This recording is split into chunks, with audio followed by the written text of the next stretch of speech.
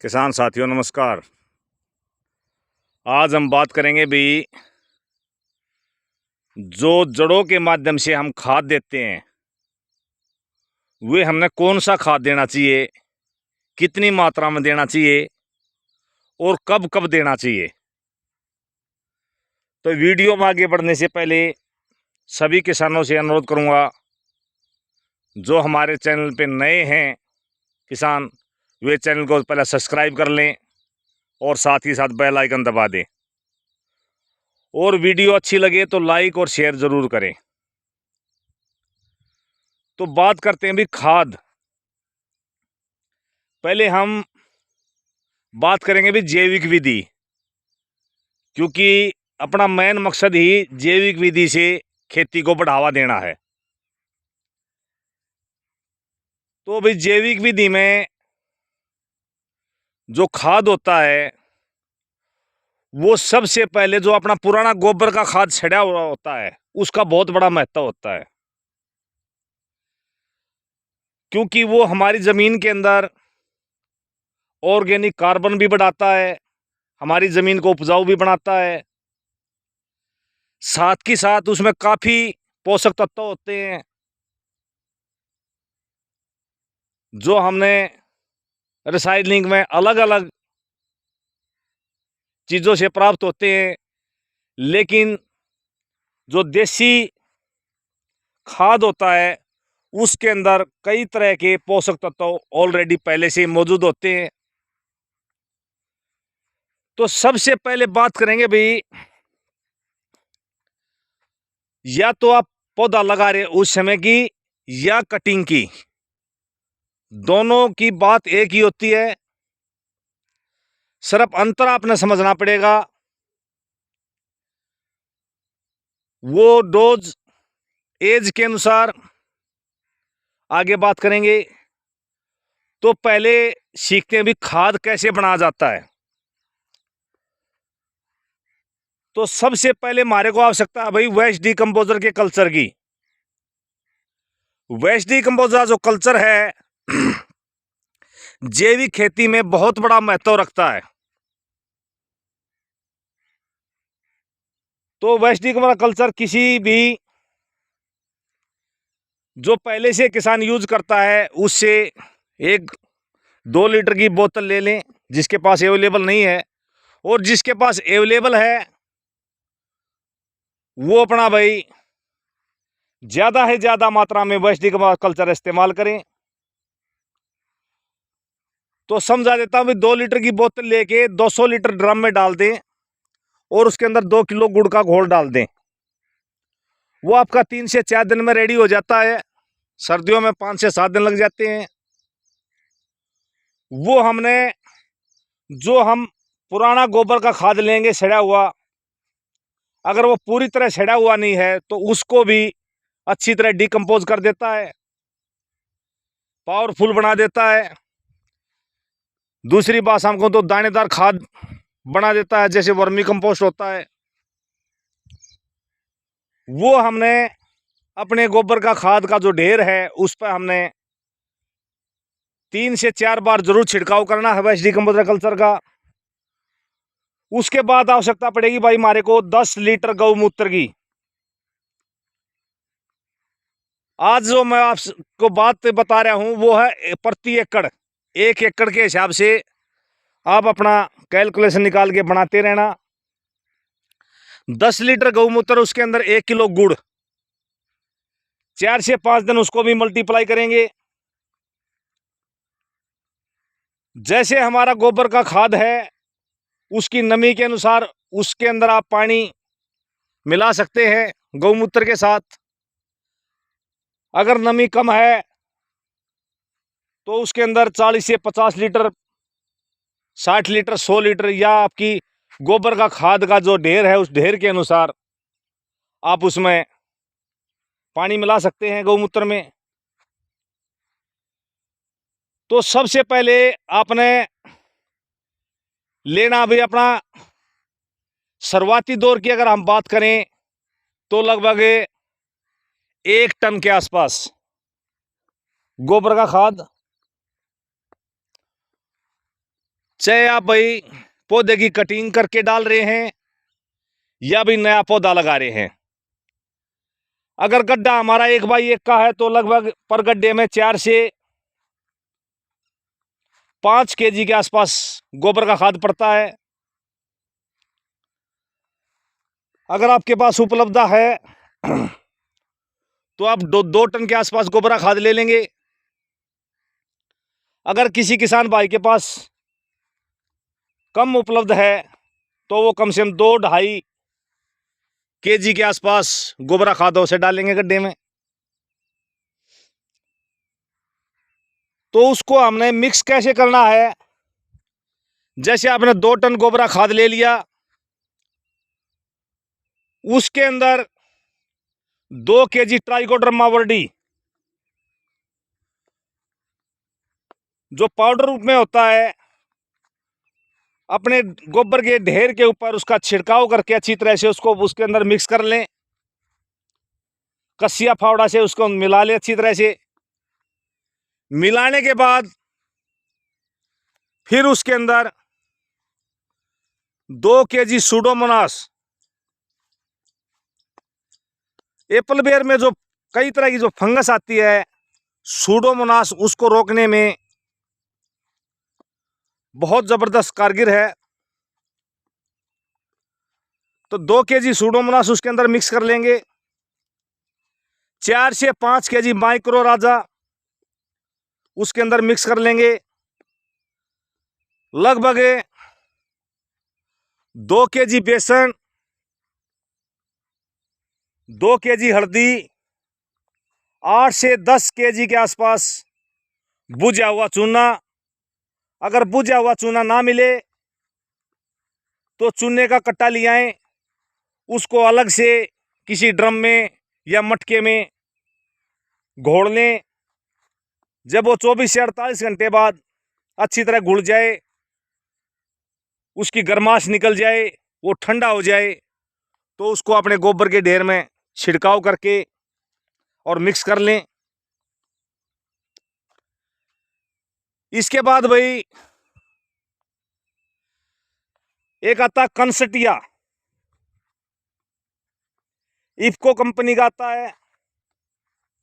मैं यहाँ किसी कंपनी का प्रमोशन नहीं कर रहा, लेकिन जो हमारे को बेहतर रिजल्ट देता है हम उसी का जिक्र करते हैं, क्योंकि ज़्यादा से ज़्यादा किसानों का फायदा हो, हम उस बात को देखते हैं। कंसटिया लगभग 1 लीटर 10 लीटर पानी 1 किलो गुड़, उसको मल्टीप्लाई कर लेंगे।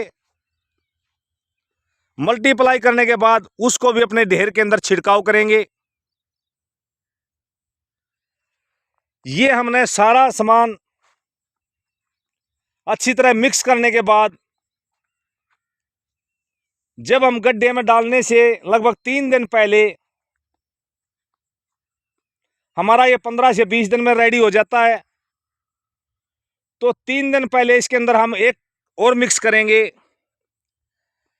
एग्रोवीरा प्लस लिक्विड फर्टिलाइजर 1 लीटर, या भाई सागरिका 1 लीटर, या भी बायोवीटा 1 लीटर। तीनों में से कोई भी ले लें, क्योंकि इनके अंदर सभी पोषक तत्व मौजूद होते हैं। इसके बाद हमने लगभग 250 ml एग्रोलाइजर 82 या भी एप्सा कोई भी ले लें, उसको लगभग 10 लीटर पानी में मिक्स कर लें। अच्छी तरह मिलाने के बाद उसको गोबर के ढेर के ऊपर छिड़काव करके उसको मिक्स कर दें। ये हमने पहली डोज, मैं सिंपल तरीके से बताऊं तो जैसा आपका गड्ढा है, जब आप नया पौधा लगाते हैं तो 2 केजी से लेकर 5 केजी तक गोबर का खाद, जो सारी चीजों का मिश्रण होगा। उसके बाद अगर आप 1 साल के पौधे की कटाई करते हैं, यानी पहली बार अगर आप कटाई कर रहे हैं, कटाई का जो समय होता है 15 अप्रैल से 15 मई, तो लगभग 15 मई से और 20-25 मई के बीच में हमने खाद डालना होता है। कटाई करने के बाद तो आप लगभग 4 से 5 केजी के आसपास पर प्लांट ये खाद डालेंगे। इसके बाद जो दूसरी डोज जो डलती है, इसको आप अच्छी तरह समझ लें। दूसरी जो खुराक डलती है वो डलती है हमारी अगस्त के महीने में, फूल आने से पहले। लगभग 15 अगस्त उत्तरी भारत में, अगर हम दक्षिण भारत की बात करें तो वहां पर जुलाई के लास्ट में ये डोज डालना जरूरी है। अब बात आती है कितना डालें। अगर आपका पौधा आपने पहले साल ही लगाया है तो पौधे की कैपेसिटी के अनुसार, जैसे पौधा ग्रोथ कर रहा है, अगर आपका पौधा 4 से 5 फीट ग्रोथ है तो लगभग 4-5 केजी। अगर आपका पौधा जिसने भाई फरवरी मार्च में लगा रखा है तो 8 से 10 फीट भी ग्रोथ कर लेता है तो लगभग 8 से 10 केजी। जैसे आपकी पौधे ग्रोथ है, ग्रोथ के अनुसार खाद डालें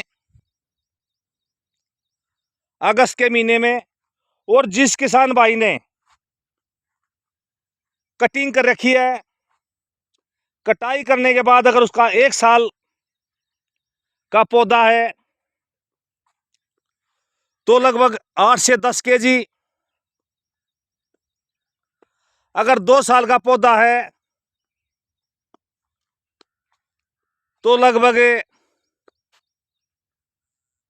15 केजी के आसपास। अगर आपका 3 साल का पौधा है तो लगभग 20 केजी के आसपास। 3 साल हो या 3 साल अब हो तो आप 20 से 25 केजी के आसपास सभी चीजों का मिश्रण बीच में साथ में होगा। जैसे मैंने बताया था भाई, ट्राइकोडर्मा, सूडोमोनास, माइक्रोराजा, हल्दी, चूना, बेसन, कंसटिया, सभी का मिश्रण इसके अंदर मिक्स होगा। अब बात आती है भाई जो तीसरा डोज जो डलता है, तीसरी बार जो खाद डलेगा वो लगभग एवरेज नवंबर के महीने में डलता है उत्तरी भारत में। दक्षिण भारत की बात करूं तो एवरेज होती है अक्टूबर के आसपास, 15 अक्टूबर के बाद।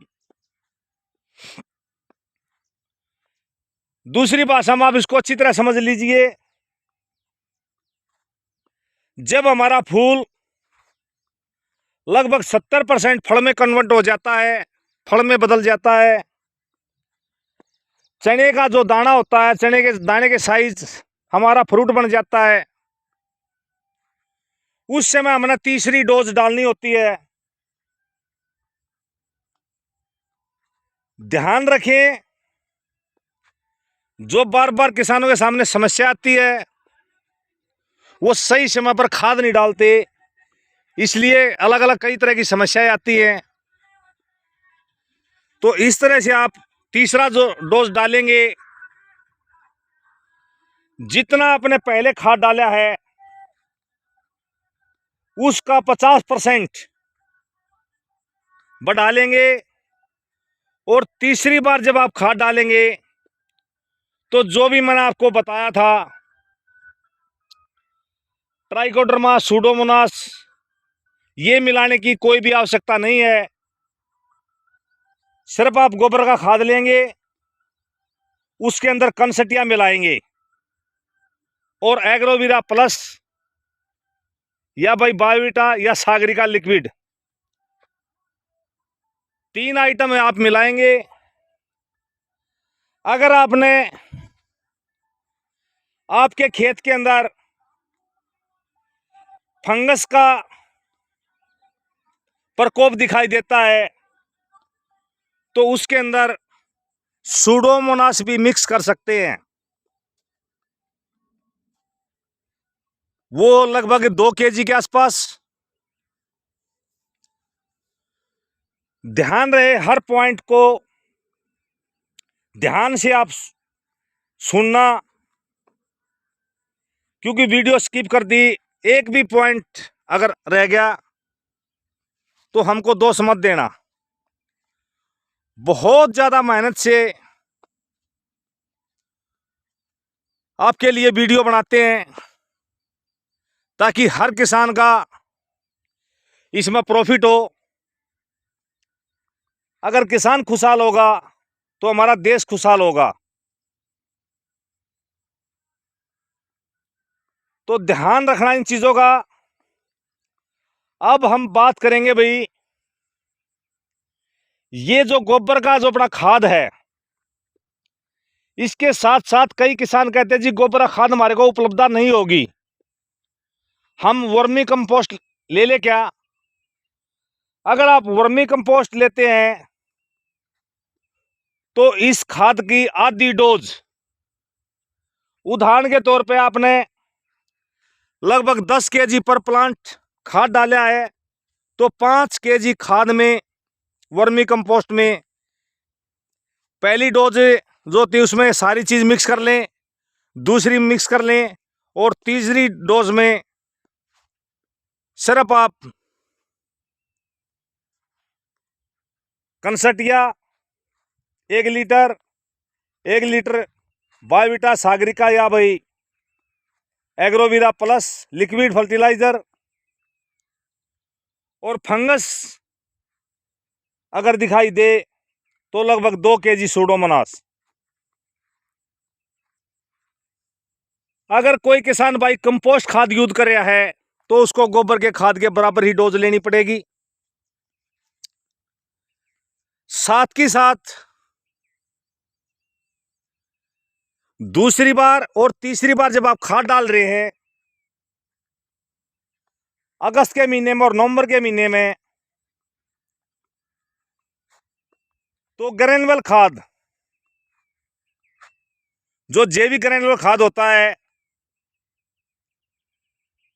जैसे सागरिका, बायोविटा या एग्रोवीरा प्लस, इनमें ग्रेनुअल खाद आता है तो उसकी डोज लेंगे। अगस्त की बात करें तो लगभग पर प्लांट 100 ग्राम। अगर हम नवंबर की बात करें या तीसरी डोज की बात करें तो लगभग 150 ग्राम। ये बात थी भाई जैविक विधि से। अब बात करेंगे भाई हम रासायनिक विधि के बारे में। ज्यादा नॉलेज तो हमारे को नहीं है, लेकिन हमने 1-2 किसान को जैसे बताया, जैसे उन्होंने इस्तेमाल किया, उसके बेस पे आपको बता रहे हैं, वहां अच्छे फायदे मिले हैं। तो रासायनिक में आपने क्या करना है, पौधा लगाते समय रासायनिक खाद नहीं यूज करना है, ये ध्यान रखें। आपने दूसरी डोज यानी कि जो अगस्त के महीने में, और तीसरी डोज जो नवंबर के महीने में उसमें इस्तेमाल करना होता है। या जिस समय आप कटाई करते हैं, अप्रैल मई में कटाई करने के बाद भी आप डाल सकते हैं। तो इसमें हम उम्र के हिसाब से बताएंगे, जो पौधे की उम्र होती है उसके अनुसार बताएंगे। अगर आपका पौधा 1 साल का है तो इसमें आप लगभग 100 ग्राम DAP,